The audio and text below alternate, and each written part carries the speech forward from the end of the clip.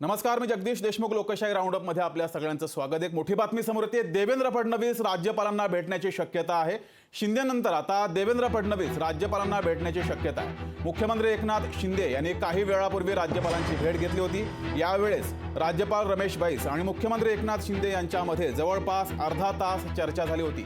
त्यानंतर आता उपमुख्यमंत्री आणि राज्याचे गृहमंत्री देवेंद्र फडणवीस सुद्धा राज्यपालांना भेटण्याची शक्यता आहे। मुख्यमंत्री एकनाथ शिंदे यांच्यानंतर आता देवेंद्र फडणवीस राज्यपालांना भेटण्याची शक्यता आहे। राज्यात मराठा आरक्षणाचा विषय हा तीव्र झालेला आहे। मराठा आरक्षणासाठी जरांगे पाटील हे उपोषणाला बसलेले आहेत आणि या सर्व पार्श्वभूमीवर आता गाठीभेटी वाढलेल्या आहेत। काही वेळापूर्वी मुख्यमंत्री एकनाथ शिंदेंनी राज्यपाल रमेश बैस यांची भेट घेतली। दोघांमध्ये अर्धा तास चर्चा झाली। त्यानंतर आता गृहमंत्री आणि उपमुख्यमंत्री देवेंद्र फडणवीस सुद्धा राज्यपालांना भेटणार आहेत। तर या घडीची एक मोठी बातमी समोर येते। काही वेळापूर्वी मुख्यमंत्र्यांनी भेट घेतली, आता उपमुख्यमंत्री सुद्धा राज्यपालांच्या भेटीला जाण्याची शक्यता आहे। अधिक माहिती घेऊया, आपले प्रतिनिधी स्वप्नील जाधव आपल्या सोबत जोडलेत।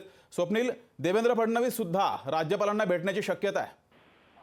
नक्कीच आपण जर पाहिलं तर देवेंद्र फडणवीस राज्याचे उपमुख्यमंत्री आता सध्या ते वर्षा निवासस्थानी पोहोचलेले आहेत। एकूणच जर बघितलं तर आपण या ठिकाणी मराठा आरक्षणाच्या प्रश्नी राज्याच्या शासनतर्फे जे सर्व प्रयत्न आहेत ते सुरू असल्याचं दिसतंय। एकंदरीत बैठकींचा सिलसिला सुद्धा सुरू आहे।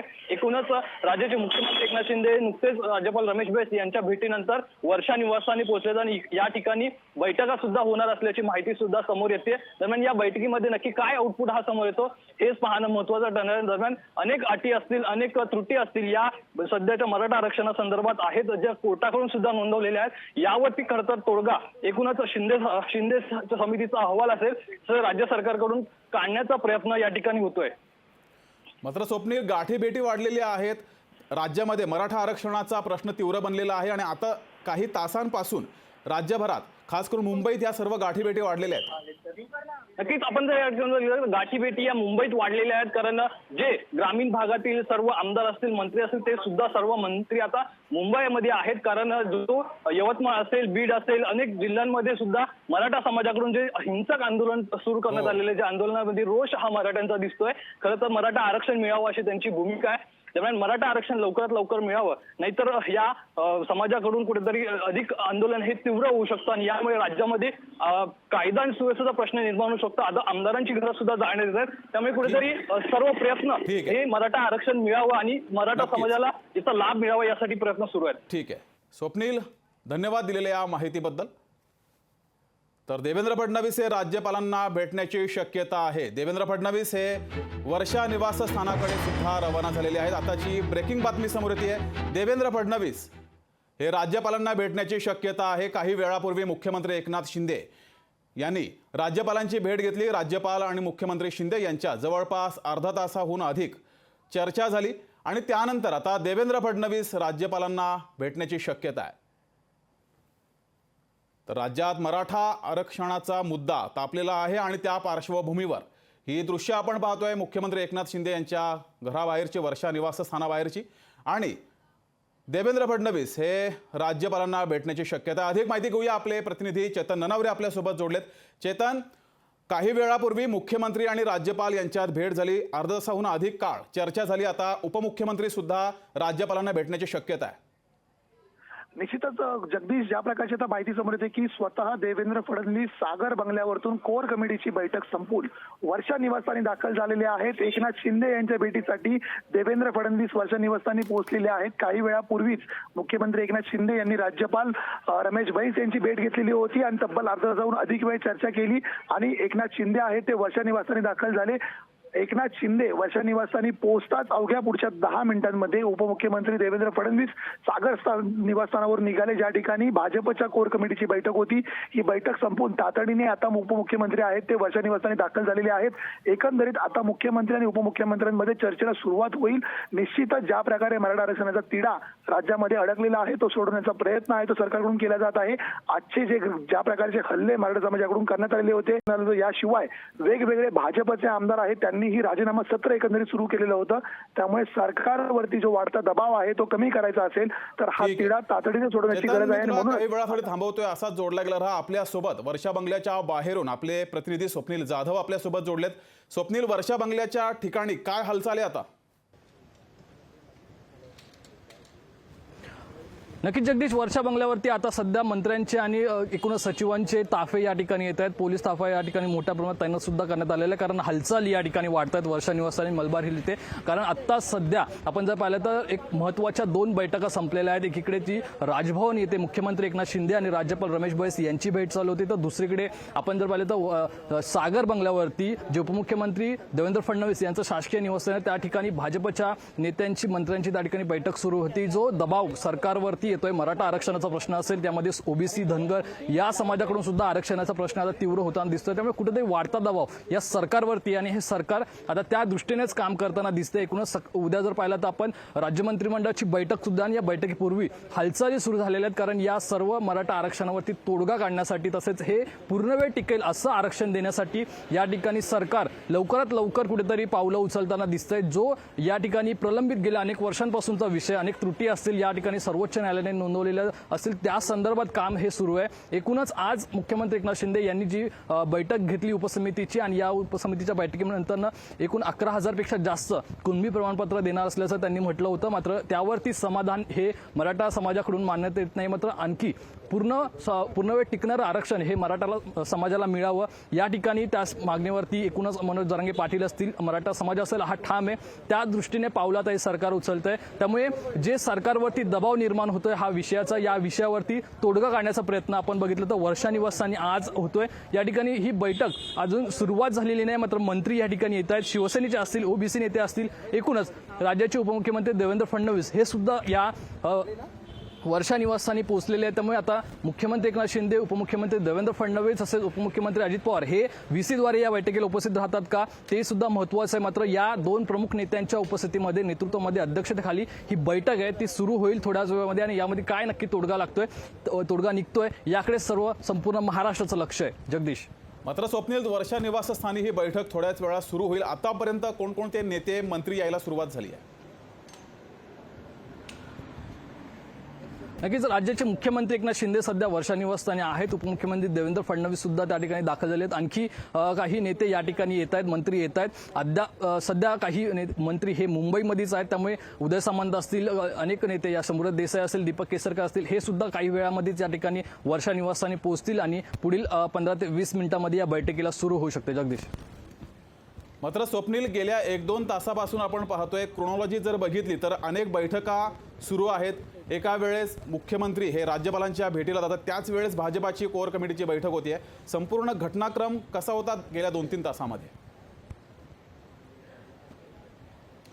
नक्कीच जगदीश, आपण जर मागील 2-3 तासाचा घटनाक्रम हा जर बघितला तर राज्याचे मुख्यमंत्री हे सध्या यवतमाळमधून या ठिकाणी मुंबईत दाखल झाले. ते एका पुरस्कार सोहळ्याच्या कार्यक्रमासाठी जाणार होते. मात्र वर्षा निवासहून त्यांचा जो ताफा आहे तो पुरस्कार सोहळा ज्या ठिकाणी होता त्या कार्यक्रमस्थळी न जाता तो थेट राजभवनाकडे गेला. कुणालाही याची कल्पना नव्हती. मात्र राजभवनामध्ये गेल्यानंतर तो ताफा पुन्हा वर्षा निवासस्थानी आला आणि राज्याचे मुख्यमंत्री एकनाथ शिंदे शिवसेना मंत्र्यांची, नेत्यांची बैठक घेणार असल्याची माहिती समोर आली. एकीकडे आपण जर दुपारपासून जर पाहिलं तर भाजपच्या कोर कमिटीची बैठक ही मराठा आरक्षणासंदर्भात होणार असल्याची माहिती ही सर्व ज्ञात होती, सर्वांना माहिती होती. त्यामुळे ती बैठक येते 8 वाजल्यापासून सागर या निवासस्थानी उपमुख्यमंत्री देवेंद्र फडणवीस यांच्या नेतृत्वामध्ये सुरू होती. तर एकीकडे ती बैठक सुरू असतानाच या ठिकाणी अर्धा तासानंतर मुख्यमंत्री एकनाथ शिंदे हे राज्यपाल रमेश बैस यांच्या भेटीला गेले आणि त्यानंतर थेट ते वर्षा निवासस्थानी आले. दरम्यान या भेटीमध्ये नक्की काय काय चर्चा झाली आणि राज्याचे मुख्यमंत्री एकनाथ शिंदे यांनी नक्की कोणतं निवेदन हे राज्यपाल रमेश बैस यांना दिलं हे अद्याप गुलदस्त्यात आहे. मात्र नक्कीच मराठा आरक्षणाचा प्रश्न जो सरकार पुढे अजून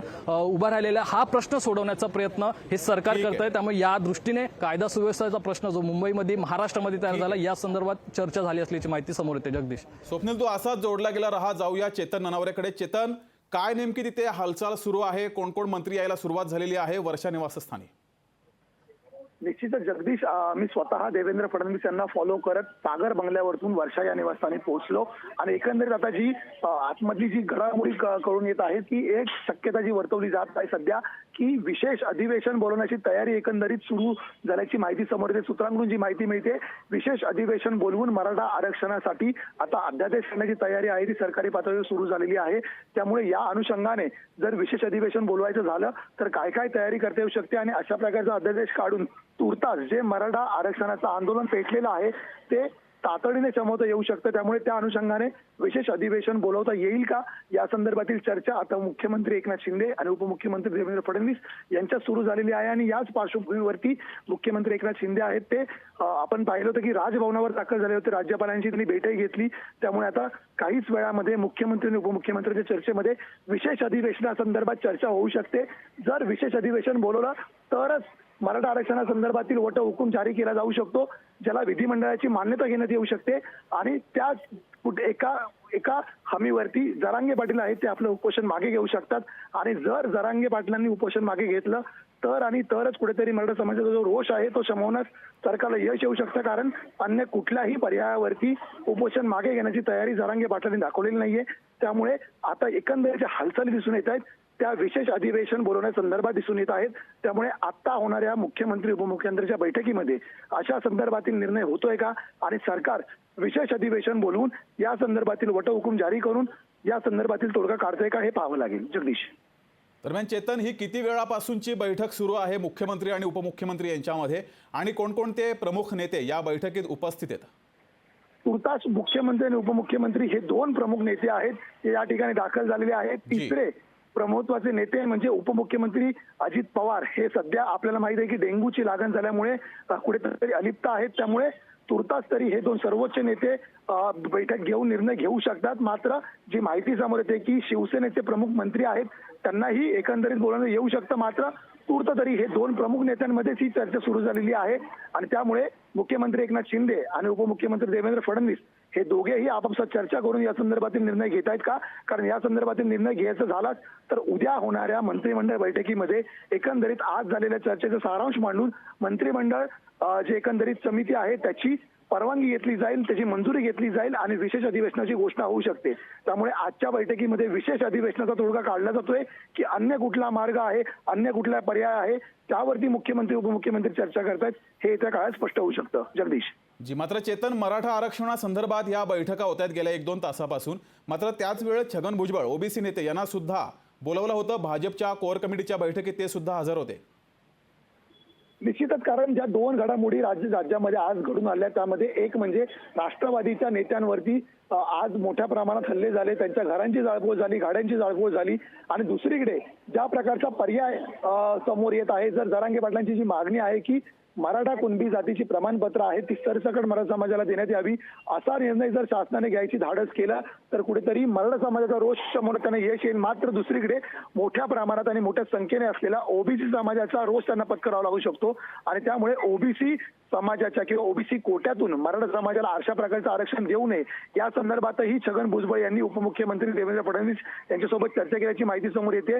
कारण मराठा समाजाचा दबावाला बळी पडून सरकारने जर अशा प्रकारचा निर्णय घेतला तर तातडीने येत्या काळामध्ये आपल्याला ओबीसी समाजाच्या रोषालाही सामोरं जावं लागेल अशी चर्चा झाली माहिती समोर येते. आणि म्हणूनच छगन भुजबळांपाठोपाठ आपण पाहिलं असेल की प्रकाश अण्णा शेंडगे जे ओबीसी नेते आहेत ते सुद्धा देवेंद्र फडणवीस यांच्या भेटीसाठी सागर निवासाने दाखल झालेले होते. जगदीश. जी, मात्र चेतन, आता ही वर्षा निवासस्थानी बैठक सुरू आहे. या बैठकीला छगन भुजबळ किंवा ओबीसी कुठले नेते येण्याची शक्यता आहे का? त्यांना बोलावलंय का? तुर्तास तरी ती शक्यता दुसरं दिसते. कारण जो मेसेज किंवा जी चर्चा करायची होती ती उपमुख्यमंत्री देवेंद्र फडणवीस यांच्यासोबत छगन भुजबळ यांनी केल्याचं दिसत आहे. आणि ज्या प्रकारची चर्चा राज्यपालांसोबत अपेक्षित होती ती एकनाथ शिंदे यांनी केलेली आहे. त्यामुळे दोन्हीही बाजू जाणून घेतल्यानंतर आता हे दोन प्रमुख नेते मुख्यमंत्री आणि उपमुख्यमंत्री आता आपापसात चर्चा करताना आपल्याला पाहायला मिळत आहेत. आणि एकूणच या सर्वांचा परिपाक म्हणून आता ते दोघेही नेते मिळून नेमका काय निर्णय घेत आहेत हे येत्या काही तासांमध्ये स्पष्ट होऊ शकतं.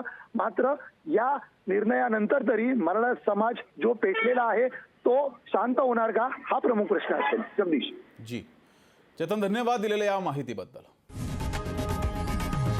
लोकशाही मराठी ऐका, पहा, जागरूक रहा.